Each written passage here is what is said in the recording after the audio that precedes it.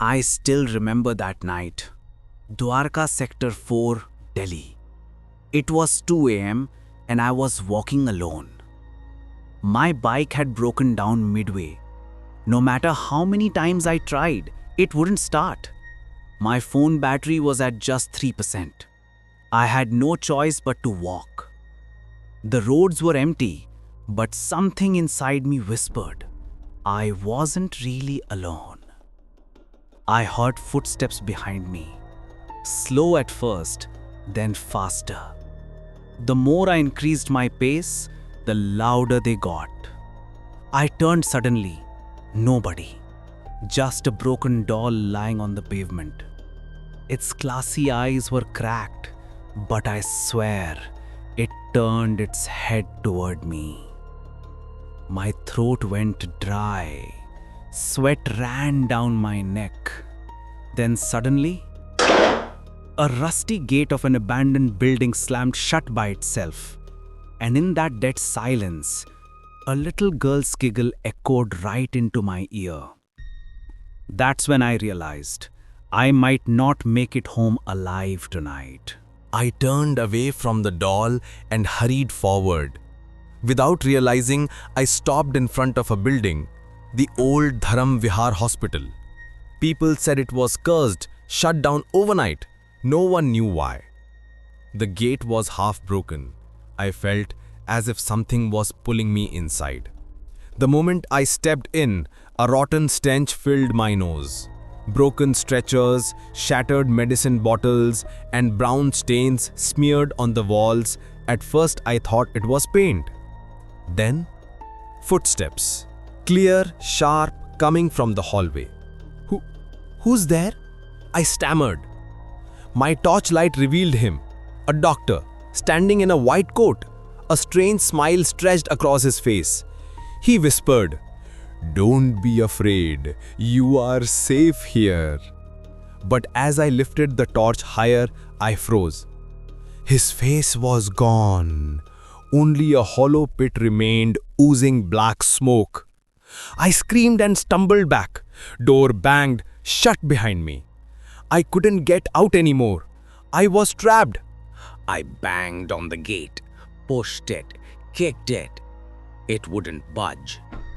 My heart pounded, my legs shook.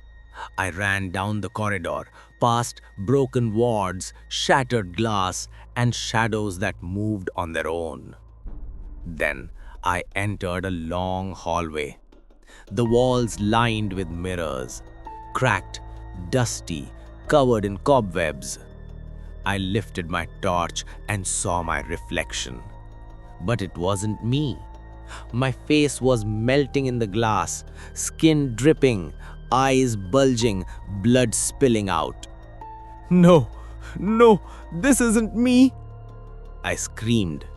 Suddenly, a hand shot out from the mirror and grabbed my throat. Cold, wet, squeezing tighter. I gasped for air when I saw her. A little girl in a white frock, standing inside the mirror. Her eyes were pitch black, hollow like graves. She smiled faintly and whispered, "You don't even know who brought you here." My voice shook. "Oh, who was it?" She leaned close, her whisper piercing my ear. "Deepak." The ground slipped beneath me. Deepak, my closest friend, the one I trusted the most. I was still trembling when suddenly a hand touched my shoulder from behind. I turned. It was Deepak. Relief washed over me. "Thank God it's you." I thought I was going crazy. I hugged him tightly. He said calmly, "Don't worry, bro. I've been following you. Let's get out of here." His voice felt real, familiar, trustworthy. But as we walked, something felt wrong. His hand was ice cold, and his grip inhuman. I turned my torch on his face, and my heart stopped. Deepak's face started twisting. Blood oozed from his eyes. His jaw cracked wide open, splitting his face into two. From that broken mouth came a voice. I told you, I was always with you, inside your very blood. My ears rang with whispers. Cut yourself, cut, there's no escape. And suddenly, in my trembling hands was a rusted knife. I didn't even know how it got there. It felt like someone else had forced it into my grip. The blade slowly lifted toward my chest, and I couldn't stop it. The knife shook in my hand. No, I won't hurt myself. I screamed and threw it down.